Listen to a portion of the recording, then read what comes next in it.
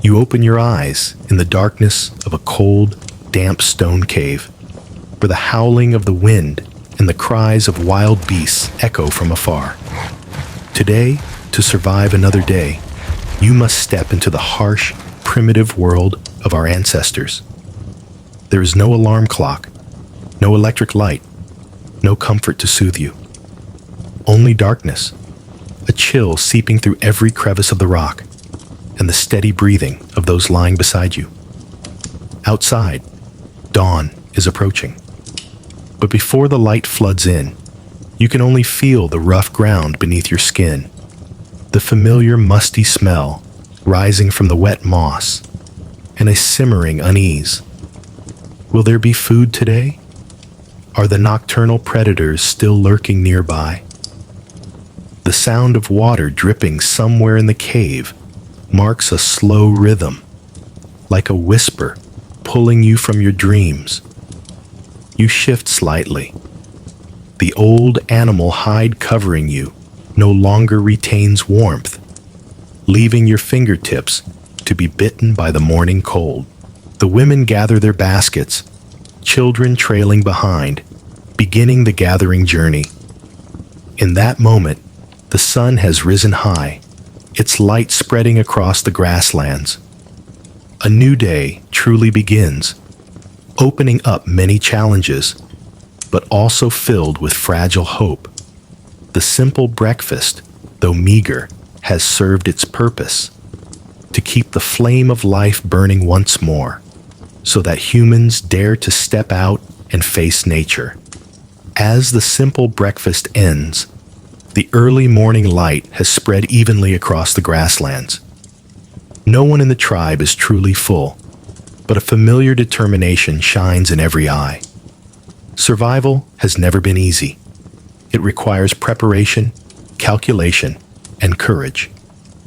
And now, as the rumbling in their stomachs has somewhat subsided, the group begins the essential task: preparing for the day's hunt and gathering trip.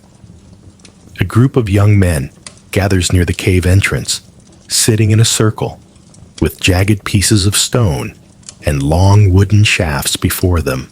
The clack, clack sound echoes as they use sharp stones to shape each spearhead.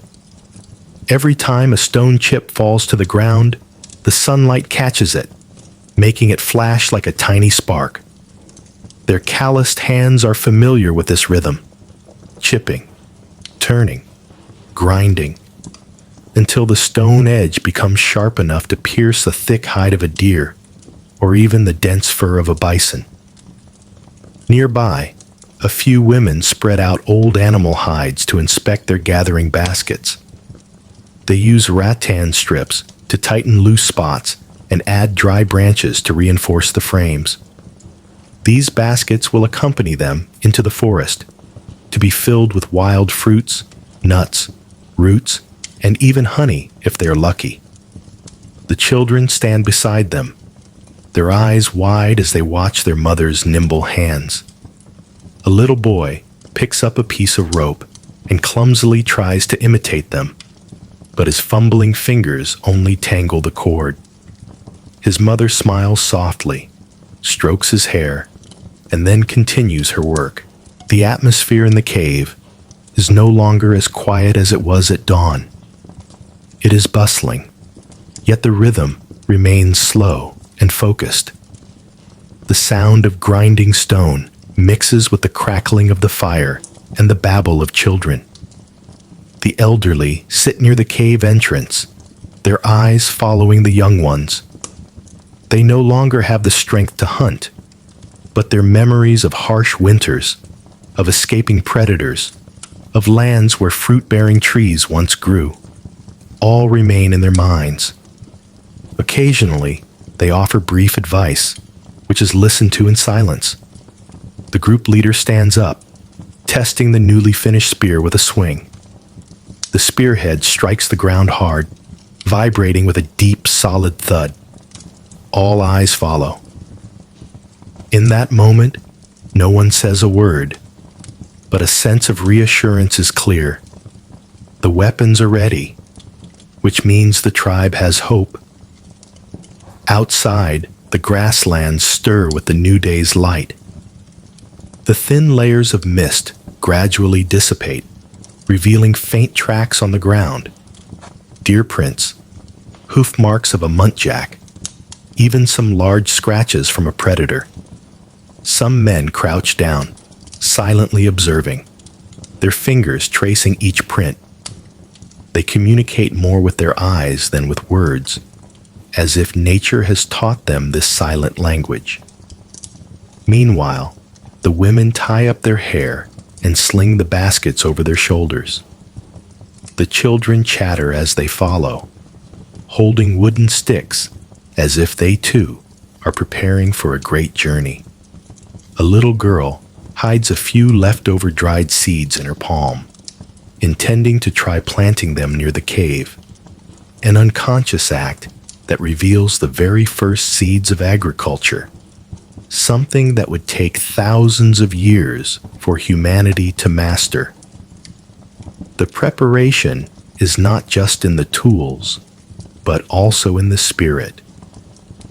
Everyone understands that once they step out of the safety of the cave, nature will be unforgiving. A bite from a predator, a slip on a cliff, or a day without finding food. Any of these could be the end. And so, every motion of sharpening a spear, every knot tied, every glance at the sky, carries a sacred meaning, preparing to continue living. The morning breeze blows gently, carrying the scent of damp earth and young grass. The air is both tense and peaceful, like the slow breathing of the entire tribe. A young man suddenly lets out a short, echoing cry across the grasslands, the signal that it is time to depart. The cry bounces off the rock walls and then fades, blending with the distant song of birds. And so, with gleaming spearheads, animal hide baskets on their shoulders, and bare feet on the dew-damp ground, the people begin to leave the safe darkness of the cave. They step into the vast expanse, where everything, from the smallest tree to the fiercest beast, could decide the fate of this day. The sun had climbed a little higher, the thin mist gradually dissipating over the grasslands. The hunting party moved silently, the stone spearheads in their hands reflecting the sparkling light. Their bare feet left prints on the damp earth, soft yet firm, like a natural part of the ground. No one spoke a word. It wasn't necessary. In that silence, every sense was wide open, listening to every sound, smelling every scent, and observing every tiny movement of nature. The wind rustled through the tall grass. A bird shot up into the sky at the fleeting shadow of a human. A branch snapped underfoot, the dry sound causing everyone to freeze, hearts pounding. But then, realizing there was no danger, the rhythm resumed. Slow, cautious, one step at a time. The leader walked at the front, his figure sturdy, his eyes narrowed against the sun. He bent down to examine the tracks on the ground. Fresh, wet deer prints were clearly visible. He took a deep breath. The air still held the faint, raw scent characteristic of animal fur. The herd was not far. His eyes lit up, and he signaled with his hand. The group fanned out, crouching low, moving as slowly as shadows blending into the grass. After a short distance, a rustling sound came from ahead. A doe was bowing its head to graze, its light brown coat trembling slightly with each breath. Around it, a few others raised their heads alertly, their ears twitching. The hunters held their breath, hearts pounding in their chests. A single clumsy move, and the deer would bolt, disappearing into the sea of grass. A young man raised his spear, his hand trembling slightly. He took a deep breath and waited for the signal. The leader gave the signal with his eyes. In that brief moment, time seemed to stand still. There was only the sound of the wind, the beating of hearts, and the raw smell of grass filling their nostrils. Whoosh! The spear flew, cutting through the air. The short whistling sound was followed by a heavy thud as the stone tip pierced flesh.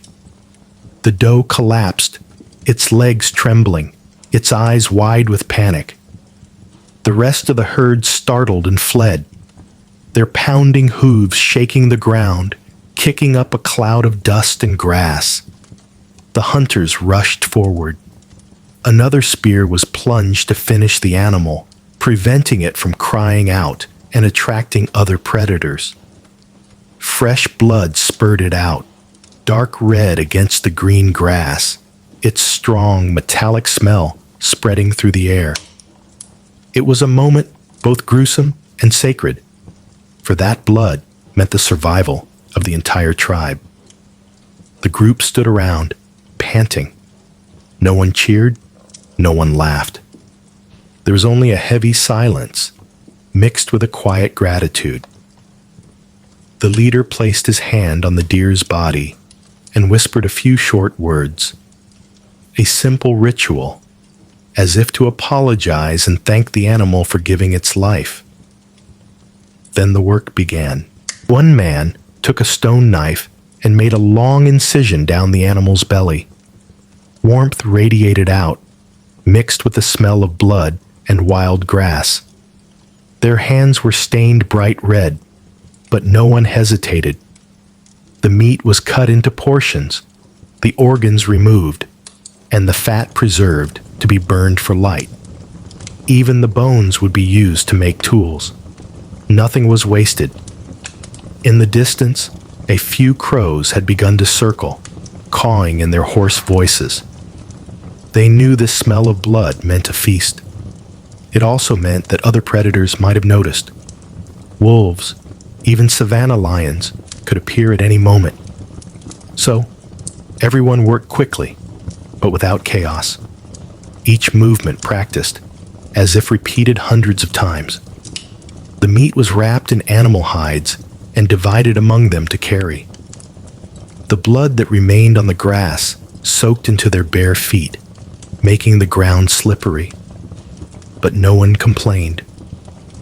Every drop of blood, every piece of meat was a guarantee of survival for the day. As the sun grew brighter, the group headed back.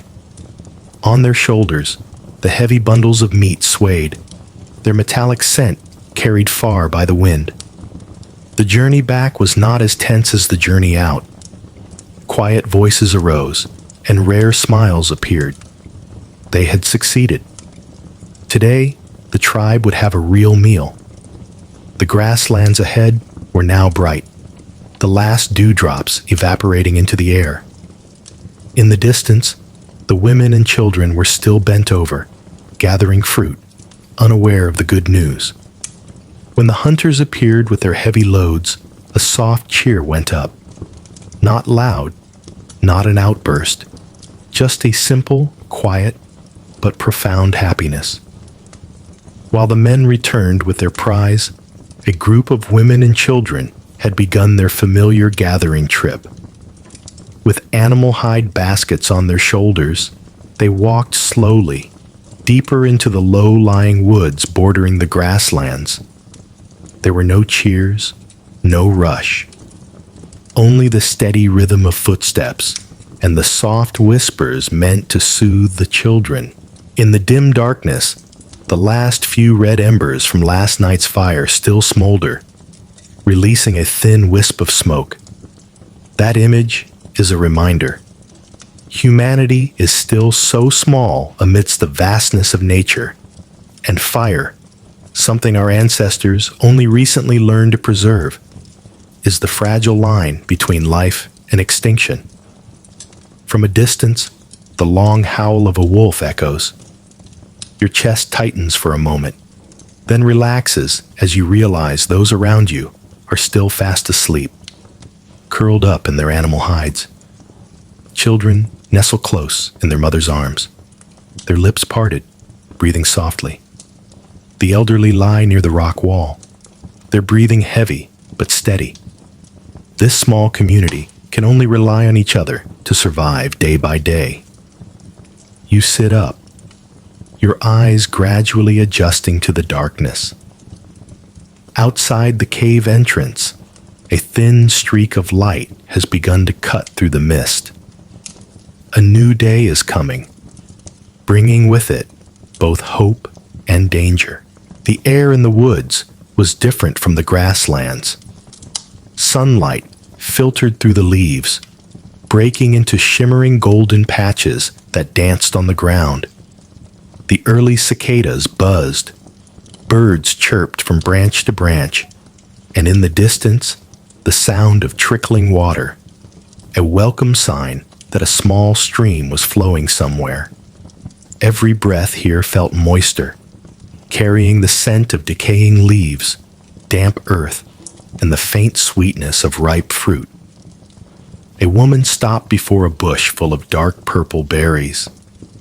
Her calloused hands gently parted the thorny branches, picking each plump berry and placing it in her basket. The children immediately gathered around, their eyes shining. A little one quickly picked a berry and popped it into his mouth. The sweet and sour taste burst forth, making him squint, then giggle. The laughter spread, making the whole group smile, though they still cautioned, "Eat just a little, save it for the rest of the day." Not far away, a little girl and her mother found some hard nuts under a tree. The mother used a stone to crack the shells, revealing the creamy white kernel inside. The rich, nutty flavor spread, and the children vied to smell it, passing it around like a treasure. These small nuts would become a valuable source of energy for the long journey. The gathering trip was not just about finding food, but also about collecting anything useful. Dry bark for starting fires, large leaves for shelter from the rain, even hard thorny branches that could be used as frames for baskets. The oldest woman in the group bent down and picked up a familiar root. She rubbed it in her palm and brought it to her nose. The pungent smell indicated it could be used to relieve pain or treat wounds. The children watched, not fully understanding, but their wide eyes were already beginning to remember. The way of learning passed down through generations in silence. Gradually, the sound of trickling water grew clearer. The group followed the sound and soon found a small stream flowing over mossy green rocks. The water was crystal clear and cool, the sunlight sparkling on its surface like thousands of tiny mirrors. Everyone bent down, cupping water in their hands and drinking long gulps. The coolness spread down their throats, chasing away the thirst that lingered from the day before. The children splashed each other, sending shimmering droplets into the air. Their laughter echoed through the woods, mingling with the sounds of birds and the wind, creating a rare, peaceful morning melody. The adults filled their animal hide water gourds, tying the mouths tightly to carry back. Water, a seemingly simple thing, was the treasure that sustained the entire tribe. After resting by the stream, the group continued their work. They went deeper, searching for more bushes and edible roots. Occasionally, animal tracks made them pause, listen, and strain their ears. But today, luck seemed to be on their side. No predators were lurking nearby. The baskets gradually filled with fruits, nuts, leaves, and a few roots. Not much, but enough to supplement their meals. As the sun began to slant, they turned back. The way home seemed longer, but the joy from their harvest made their steps lighter. Each person carried a part of life on their shoulders, and in their eyes sparkled a glimmer of hope. The hope that tonight the whole tribe would eat a little better. When the silhouette of the cave appeared in the distance, the children's laughter rang out, signaling the successful completion of the gathering trip. Inside the cave, the smell of roasting meat had already begun to emanate from the fire. The fire crackled, and quiet conversations could be heard. A difficult day was passing, bit by bit, thanks to patient effort and diligent hands. The sun gradually reached its zenith. The harsh light poured down on the grasslands, illuminating every blade of grass, making them glisten gold and release a raw scent. The air grew thick, each breath seeming heavier, hotter. After a morning of intense labor, hunting, gathering, carrying water back, the entire tribe began to seek shelter to rest during the hottest part of the day. Inside the stone cave, the cool darkness became a rare gift. The fire had died down to scattered embers, just enough to maintain a little warmth. The children lay scattered on animal hides, their eyelids heavy. Some rested their heads on their mother's arms, while others curled up like small animals, their breathing a rhythmic wheeze. That breathing mingled with the sound of the wind outside, creating a slow melody that lulled everyone to sleep. The adults sat leaning against the rock walls, sometimes with their eyes closed, sometimes just silently watching the shimmering light that cast in from the cave entrance. A man rested his spear beside him, his head tilted back slightly, his hand still gripping the wooden handle. Even in a short nap, their instinct for vigilance never left them. The air in the cave smelled of dry grass and the lingering scent of roasted meat from breakfast.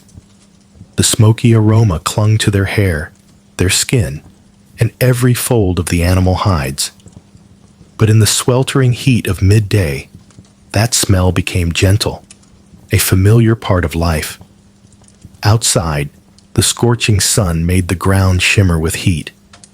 The incessant buzzing of cicadas was like a continuous curtain of sound. Occasionally, a hawk would soar across the vast blue sky, its shadow gliding quickly over the grass. In the distance, some large animals also sought shade to rest, making the space quieter than usual. At this midday hour, all movement seemed to slow down.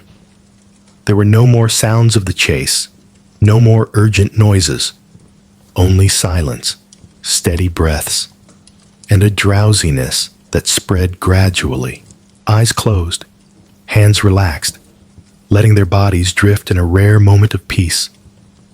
A child stirred in a dream, murmuring a few nonsensical sounds. The mother gently stroked her child's hair, her eyes half closed. On the other side, an old man sat silently, leaning against the wall, his fingers tapping a slow rhythm on his knee, as if marking time with his own beat. Everything was so slow that you could even hear the tiny distinct sound of water dripping somewhere in the cave. Outside, the sun still blazed, but in the gentle coolness of the stone cave, the entire tribe seemed to sink into a short daytime slumber. The sleep was not long, not deep, but it was enough to restore some strength, to prepare for the afternoon, when the endless work would resume. Mending tools, teaching the children, and keeping the fire until nightfall. And so, amidst the droning of the cicadas outside, primitive humans found a temporary peace. That peace was fragile, but more precious than anything else. For it was a reminder that even in the struggle for survival, there were gentle, quiet moments for the soul to rest.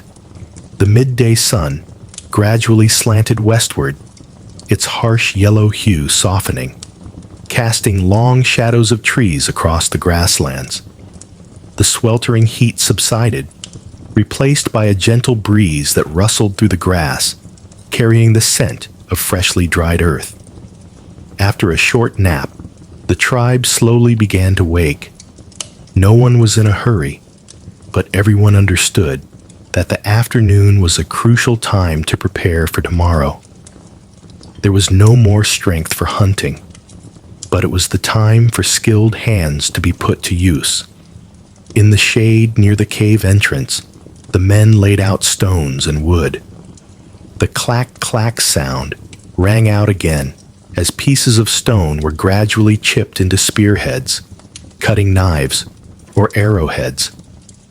Their strong hands were familiar with the repetitive rhythm. Raise, strike, turn, grind. Tiny stone fragments shot out, sparkling in the twilight. The whole process took hours, but no one showed any impatience. In this world, a tool was not just an object. It was the line between life and death. Nearby, several women sat mending hide baskets, weaving in more rattan to reinforce them. They used sharp thorns to pierce through, their hands moving nimbly as if weaving the very fabric of life. A few others sat scraping the remaining flesh from animal hides, stretching them on wooden frames to later be turned into raincoats or sleeping mats. The scraping of knives and the creaking of stretched cords mingled with the sound of children's laughter. The children were the little apprentices of the afternoon. A young boy sat beside his father, intently watching every move as he struck a piece of stone. His eyes shone, his lips pressed tightly together, as if trying to memorize every rhythm. When his father handed him a piece of stone, he tried to imitate him, but the stone shattered incorrectly. His cheeks flushed, a hint of sadness in his eyes. The father did not scold him, but simply placed a hand on his son's shoulder and nodded gently, as if to say, "You will get it. It just takes time." Another little girl sat next to her mother, trying to thread a cord through the mouth of a basket. Her small fingers trembled, and the rattan strip slipped from the hole. She sighed, her eyes welling up. The mother laughed gently, took her daughter's hand, and guided her through the motion again. It was just a small knot, but when it was done, the girl's eyes lit up with pride. In the twilight, these simple moments became more precious than anything. In another corner, a group of older children played a game of throwing stones at a tree trunk. They cheered softly, taking turns to test their skills. And from this moment on, every step, every choice will determine whether your tribe can overcome the trials of this harsh nature. One of the adult men has already woken. He sits silently by the nearly extinguished fire, blowing gently on the remaining embers. Thin smoke rises, spreading into the air thick with the smell of mold, mixed with the scent of animal hides and of people who have never known soap.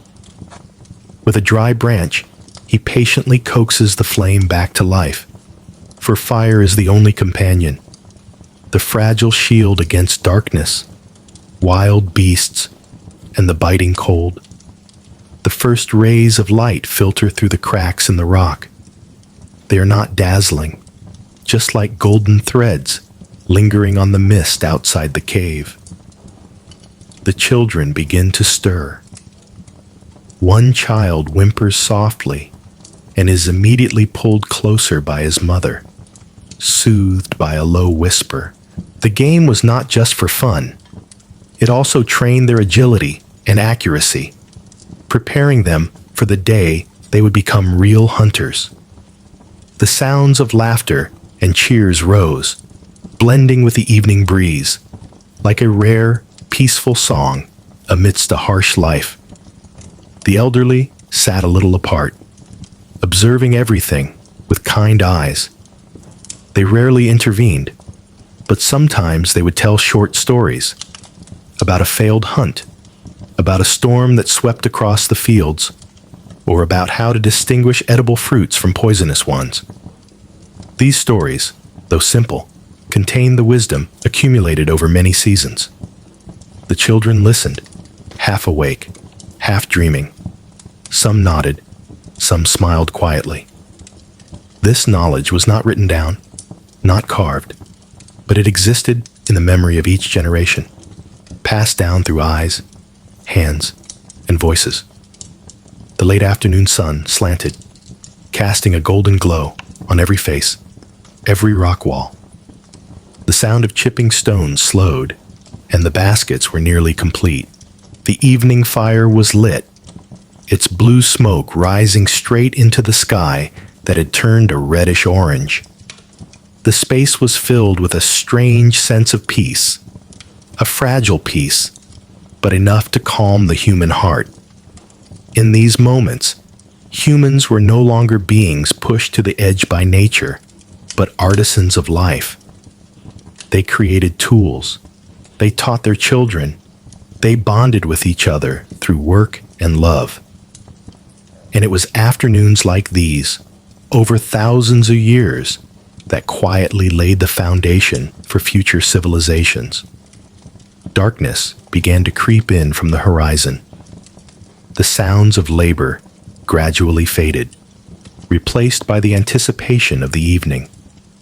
The children lay stretched out on the ground, their eyes drooping after a full day of running and playing. The adults put away their tools, gathered the baskets, and folded the animal hides. Another day was drawing to a close, but it was also opening up the warmest moment. Gathering around the night fire, the sun slowly set behind the distant hills, the last light of day retreating to leave a deep purple sky that quickly turned to a dark indigo. The evening wind brought a chill down to the grasslands, rustling through the tall grass like a myriad of whispers. In that moment, the entire tribe began to gather around the large fire just outside the cave entrance. This was not just a habit, but an unbreakable ritual. For the fire was the communal heart, the place where everyone returned after a long and perilous day. The fire was built with dry branches and wood from the afternoon. At first, it was just a small spark. Then it flared into a tall flame, releasing a thin wisp of blue smoke that rose straight into the night sky. The flames crackled, shooting out tiny sparks that danced like a host of sprites. The orange-yellow light cast upon the rock walls, creating distorted shadows of people, sometimes towering like giants, sometimes small like children. The atmosphere was both warm and magical, as if drawing everyone into a hazy world between reality and dream. The smell of roasting meat filled the cold night air. The piece of deer hunted that morning was now skewered on a wooden stick, placed near the flames. Fat dripped onto the hot coals, sizzling cheerfully. The smoke rose, mingling with the scent of dry grass and damp earth, filling the entire cave with a primitive aroma. The children sat close to the fire, their bright eyes reflecting the red embers, eagerly sniffing the air as they waited for the meat to cook. The elderly sat closest to the fire, their eyes reflecting distant memories. They began to speak, not loudly, but in a low, steady tone, like a soothing lullaby. The stories revolved around their ancestors, about the time the tribe escaped from wild beasts, about the mountain where the spirits lived, about the sun being born each morning and dying each evening. The children sat in rapt silence, looking up and listening, sometimes shivering at the scary parts, then giggling at the humorous tales. The stories were not just for entertainment. They were the thread connecting the past to the present, a way to pass down experience without books. In the flickering firelight, each word seemed to be etched into their minds, so that tomorrow, when the children grew up, they would remember and repeat them for the next generation. A few young men tapped a rhythm on a hollow log with stones, creating a deep, resonant sound. The primitive music echoed, blending with the crackling of the fire and the wind outside, creating a symphony of the night.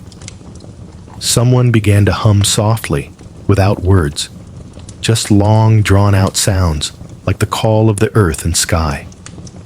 The children danced along, their bare feet stomping on the damp ground, their laughter echoing as if to break the darkness. From afar, the howl of a wolf pack echoed from the grasslands. The sound made the group shudder for a moment, but then they drew closer to the fire, seeking safety. The fire was an invisible wall that repelled darkness and wild beasts. Each spark that shot out was like an affirmation. We are still here, still surviving, still together.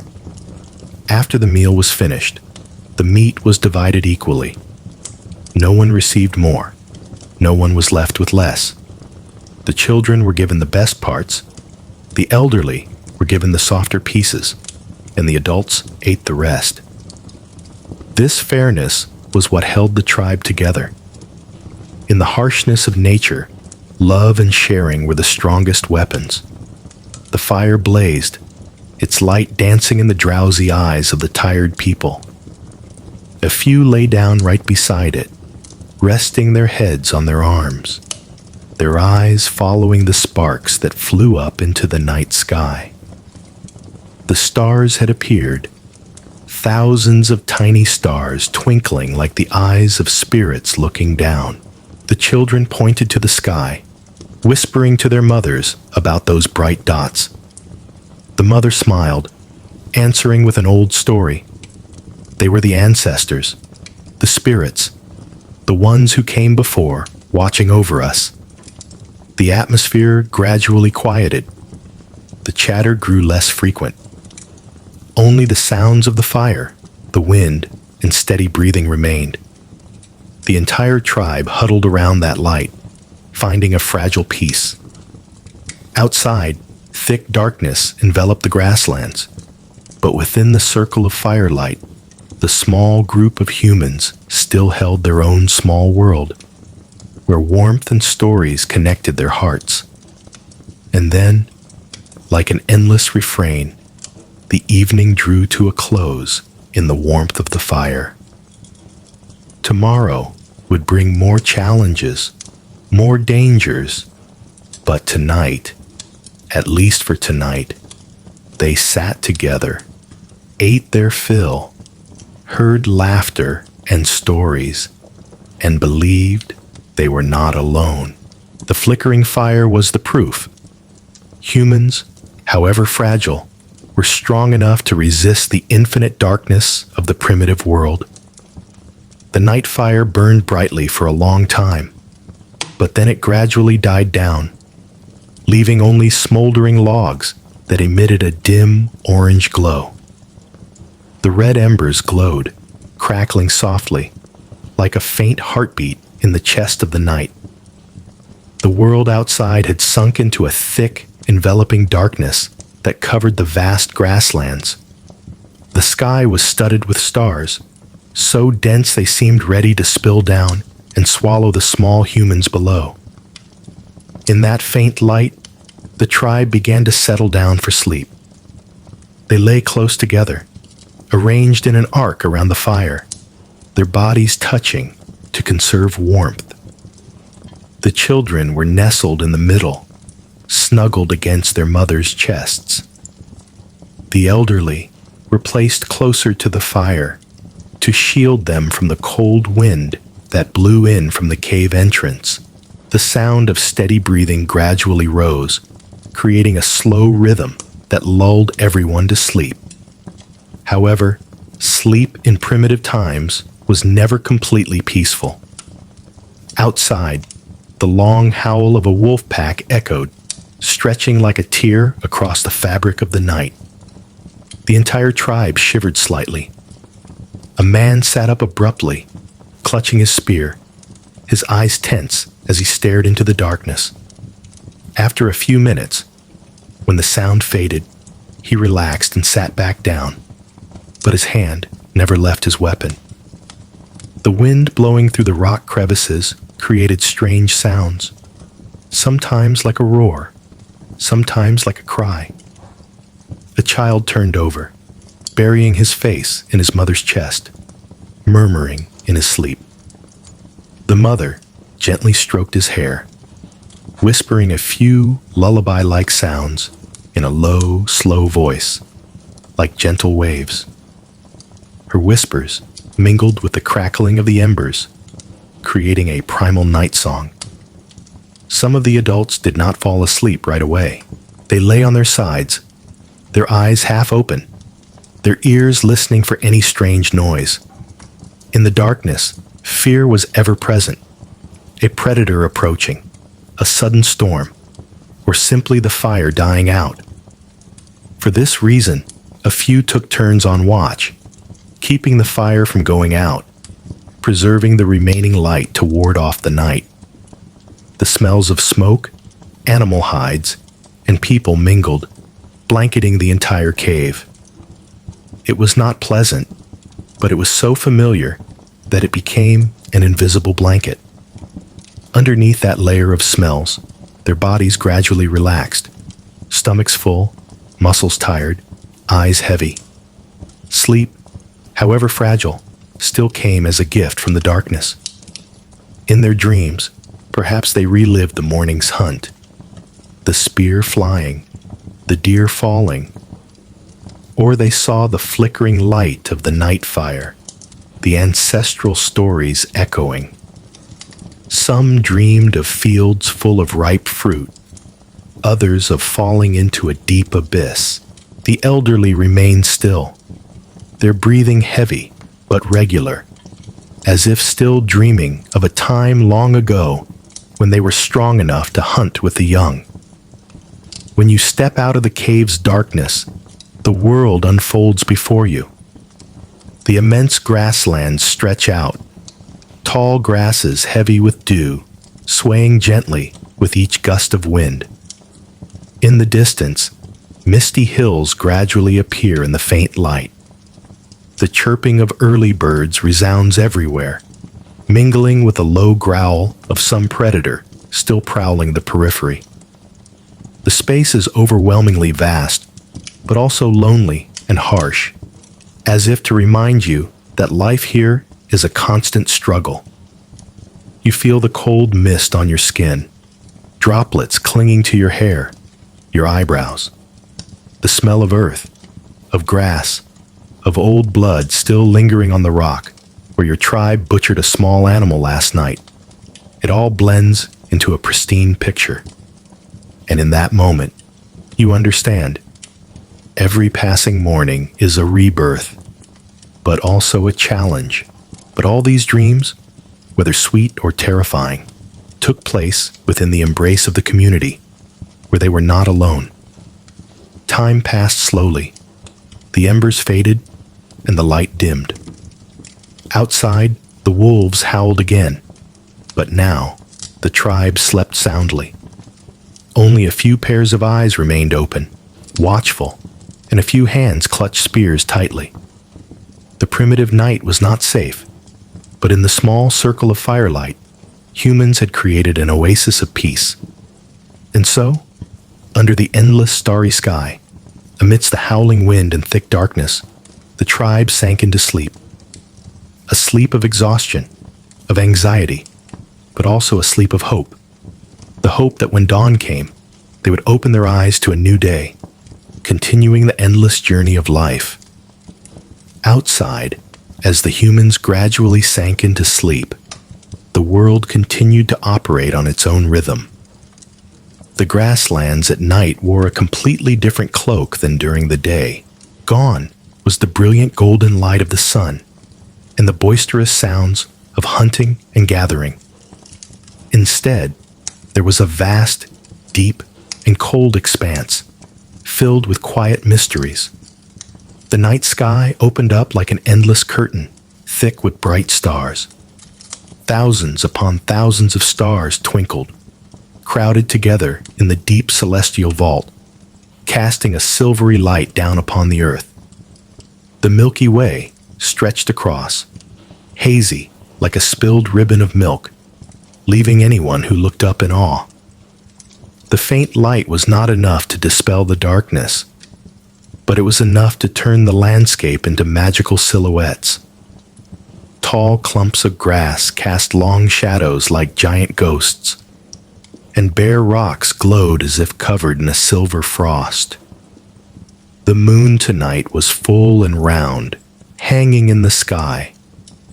Its gentle light spread across the grasslands, turning the remaining dewdrops into pearls and making the small streams sparkle like ribbons of mirrors. In that silvery light, all movement became slow and gentle, as if happening in a dream. The sounds of the night had a different melody. The incessant chirping of insects was like a continuous, meandering soundtrack. Occasionally, the hoot of an owl would echo from afar, deep and mysterious. The wind rustling through the tall grass created a whispering harmony, sometimes gentle, sometimes shrieking, but always as steady as the breath of the earth and sky. In the distance, the howl of the wolf pack still echoed, winding like a long, wild song. Though frightening, it was an indispensable part of the primitive night's tableau. Not just the sounds, but the scents of the night also became more distinct. The raw smell of dew-drenched young grass rose, mingling with the scent of the cold earth, creating an indescribable aroma. Occasionally, the pungent scent of a wildflower would drift on the wind, passing by and then disappearing. The lingering smell of blood from the morning's hunt had not completely faded, still weaving through the air somewhere, like a silent reminder that life here was always intertwined with death. On the open plains, a few nocturnal animals began to appear. A lynx moved silently, its shadow melting into the grass. Its yellow eyes glittered under the moon as it observed, then vanished as if it had never been there. A herd of young deer cautiously emerged from the shadows of the trees, raising their heads to listen, then leisurely grazed. Every movement was careful, hesitant, as if they understood the thin line between safety and danger. In the stone cave, the humans slept soundly, but nature did not sleep. The plants, the animals, the wind, the water, all whispered, like an endless background music, for the slumber of early humanity. In this moment, the contrast became clear. On one side, a fragile sleep. On the other, a vast, ever-turning universe. But it was this very contrast that made the sleep more complete. For in knowing how vast the darkness outside was, humans felt even more keenly the small warmth of the circle of firelight in the cave. If you listen with your imagination, you might hear the echo of the cosmos, the deep, quiet sounds of the wind, the leaves, the distant river. If you close your eyes, you will see the stars sprinkled on your eyelids, see the silver moon drifting slowly like a boat in the ocean of night. And in that silence, all fears gradually dissolve, leaving only a dreamy, gentle feeling, pulling the mind deeper into the realm of dreams. While most of the tribe had sunk into sleep, there were still old eyes that remained open. The elderly often slept less, their sleep fitful, and sometimes they were the silent guardians of the long night, They sat near the dying embers, an animal hide draped over their shoulders. Their trembling hands held close to feel the last bit of warmth. Their faces were etched with wrinkles, like the carvings of time, each line a story, each fold a season past. They listened to the wind howling across the grasslands, the wolves' cries echoing back, and they smiled faintly. To the young, these were frightening sounds, but to them, they were just the familiar rhythm of life. They had heard it all their lives, from when they were trembling children in their mother's arms, to when they became seasoned hunters, and now as elders sitting by the fire. The howls no longer inspired terror, but were like the familiar beat of time. An old man tilted his head slightly, looking at his little grandchild sleeping soundly beside him. The child was curled up, lips parted, stirring in a dream. The grandfather gently touched the child's hair, his distant gaze seeming to pierce through the darkness. He began to whisper, not to wake the child, but as if speaking to the night itself and to the ancestors. Long ago, there was a winter so long that snow covered the entire grasslands. The animals left, the plants withered, and the cold cut to the bone. Back then, only fire and unity kept us alive. I saw my brothers fall, and I saw children like you survive. And today, you lie here, asleep, a testament that the tribe continues on. His words were soft and low, blending with the wind and the dying fire, like an ancient lullaby. The child did not hear it all, but in his dreams, he could feel the warmth from his grandfather's hand and the security in his aged voice. The elderly no longer hunted, no longer gathered, but their memories were a priceless treasure. They remembered the path to the stream, which season, which tree bore fruit, the signs of coming rain or storms. They were living books, preserving knowledge that, if not passed down, would leave the tribe lost. And on long nights like this, when everyone else was asleep, they were the ones who whispered, weaving the threads of memory that connected the generations. Sometimes, the elders would just sit in silence, their eyes gazing into the darkness, as if conversing with unseen spirits. Perhaps they thought of friends who had passed. Perhaps they remembered sitting with their own parents long ago.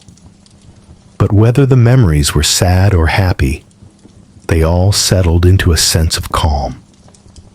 They knew that a person's life was but a blink of an eye, but the tribe would endure. And so, in the quiet of the night, the elders sat there, silent, serene, like milestones of time. They did not need to do much. Their mere presence was enough to bestow a sense of security upon the entire tribe. The night seemed shorter, less cold, because they were there, keeping the fire, keeping the memories, and keeping the faith. As the adults drifted into fitful sleep, and the elders kept watch by the fire, whispering to their memories, the children had entered another world, the world of dreams. For them, dreams were not just a refuge, but a wide-open door, where innocent imagination repainted the world in its own way. A little boy, who had just been lulled by his father's stories, was now dreaming he was a brave hunter. In his dream, he held a spear bigger than his own body, running swiftly across the grasslands, his legs never tiring. The wind whistled past his ears, the tall grass parted for him, and ahead, deer leaped through the silvery moonlight. He threw his spear, and it hit its mark instantly. A joyous cheer echoed in his dream, causing his small lips to curve into a smile even as he slept. Another little girl had a gentler dream. she saw herself flying with a flock of migrating birds. Soft, white wings grew from her shoulders, beating rhythmically in the wind. The vast sky opened up endlessly, and the moon and stars were so close she could touch them. She giggled in her dream, reaching out to grasp a star, feeling its sparkling light seep into her small palm. Some children dreamed of spirits. In their dreams, the spirits had faces that were half human, half beast, both frightening and gentle. They appeared from the fire, from the wind, from the gray rocks. Sometimes they were glowing eyes in the dark, sometimes a voice echoing in their ears. But instead of sowing fear, the spirits in their dreams whispered advice. Be strong. Be united. Keep the fire burning. These words, though not fully conscious, planted seeds of faith in the children's hearts. Meanwhile, the younger children dreamed of simpler things. Bushes full of sweet berries, a clear stream of water, or the warm, unwavering embrace of their mothers. For them, the dream world was a place with no hunger, no cold, no scary darkness. The man who had just rekindled the fire now steps out of the cave, a stone spear in hand, his eyes squinting at the horizon. A few women follow, carrying animal hide baskets, preparing for a day of gathering. Children cling to their mother's legs, their eyes wide with curiosity at the new day's light. All are silent, as if listening to the earth breathe, as if the smallest sound could signal imminent danger. The sun finally rises. The first light spreads across the grasslands, reflecting off the dewdrops like sparkling jewels. The landscape awakens, and at that very moment, your stomach begins to rumble. The pang of hunger strikes, a reminder that before thinking of hunting or gathering, before facing beasts or storms, one must first think of the simplest thing, the first meal of the day. And so, in the pale dawn, slow footsteps turn back into the cave, where a few dried wild fruits, some roots, or a piece of meat left over from last night will become a simple breakfast. It was as gentle as a lullaby, where every laugh made fear disappear. These dreams, brave, magical, gentle, flowed together like an invisible stream. They were not just tricks of the mind, but the tribe's way of keeping hope alive. For it was in their dreams that children learned that tomorrow there would be sweet fruits to pick, streams to drink from, and successful hunts. And when they woke, they carried that belief with them, continuing to walk alongside the adults. In the darkness of the cave, the children's lips moved slightly. A smile bloomed, their tiny hands unconsciously clutching the edge of an animal hide. Their breathing was steady, their faces relaxed. The adults did not know what their children were dreaming, but they saw that peace and felt a sweet promise. The future remained. The tribe would go on, because the children were still dreaming. And so, in the perilous primitive night, it was the children's dreams that became the gentlest light, an invisible light, yet bright enough to warm an entire community. The night was complete. The fire in the cave was now just smoldering embers, occasionally flaring up before dying out. The steady breathing of the tribe rose like an ancient lullaby, mingling with the sound of the wind on the grasslands and the endless chorus of insects. The whole world seemed to be asleep. A day had passed, a day of labor, anxiety, hope, and fragile peace. From the moment they opened their eyes to the cold, damp dawn, to the simple breakfast, the tension of the hunt, the joy of gathering, the quiet of noon, the diligence of the afternoon, until the evening by the fire and the fitful sleep. It all pieced together to form a simple but complete picture, the life of our ancient ancestors. In the small embrace of that community, humans fought against a harsh nature, found ways to share, and learned to light a fire to hold on to life. And it was in the moments that seemed the weakest, when they huddled together, when they slept side by side to ward off the darkness, that humanity found its true strength. The journey of another harsh day has just begun, and it starts with a silence mixed with fragile hope.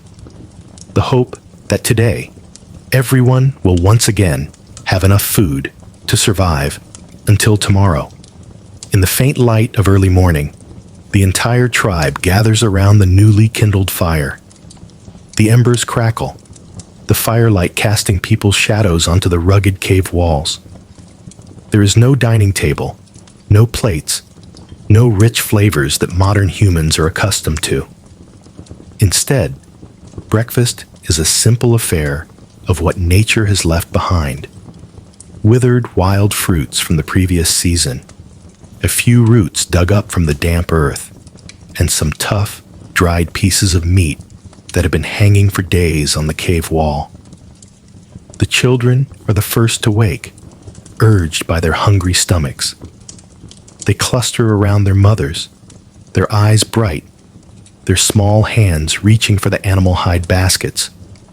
One snatches a dark red berry, quickly pops it into his mouth, and winces at the sharp, sour taste. A giggle erupts, breaking the silence that had enveloped the morning. The adults watch the children with gentle eyes, then quietly divide the portions. For in this world, every morsel of food is precious, and no one dares to waste it. A woman sits near the fire, using a stone to crush some roots. Steam rises, carrying the raw smell of damp earth. She passes a piece to each person, who chews it slowly, the astringent taste gradually giving way to a faint sweetness at the back of the throat. No one eats quickly, not because they are full, but because they know to make it last as long as possible. For after this meal, no one is sure when the next will be. The young men sit near the cave entrance, tearing at strips of dried meat. Each piece is as hard as a rock, requiring long chewing to soften, releasing a strong salty taste and the faint smokiness from a previous roasting. In that saltiness, there is also the taste of survival, a successful hunt, a safe night, a reminder that humans still have the ability to fight against nature. The sound of children squabbling over wild nuts rings out, chirping like young birds. A little boy gets a wild almond and quickly hides it behind his back. His older brother smiles faintly, then pretends not to see, yielding the precious treat to his younger sibling. These small gestures are the threads that bind the community. For in poverty, sharing is the greatest wealth. The sun climbs higher, and light floods the cave, revealing every simple detail. Soot stains on the rock walls, crudely patched animal hide baskets, a pile of animal bones in a corner. The simple meal proceeds slowly, without noise. There are no long conversations, only the quiet sounds of chewing, breathing, and the occasional crackle of dry wood in the fire. But in that silence, people feel their bond more clearly. You lift a piece of root to your mouth. The first sensation is dry and hard. But as you chew, a subtle sweetness spreads, enough to soothe the gnawing hunger. It is not delicious, not rich, but it brings a strange sense of peace. Because in that moment, you are not alone. You are eating with those who have weathered the night with you, shared dangers, and shared hopes. The elderly sit quietly, their trembling hands breaking off a small piece, bringing it to their lips. They eat little, saving portions for the children and the hunters. But in their cloudy eyes, a flicker of faith remains. As long as there is fire, as long as there is food, however scarce, this tribe can live another day. Breakfast ends with no one feeling truly full. But every face is calm, as if this is the natural order of things. People of that time did not expect abundance. They only needed enough to keep going. And as the fire dies down, a few men stand up, shouldering their spears, preparing for the hunt.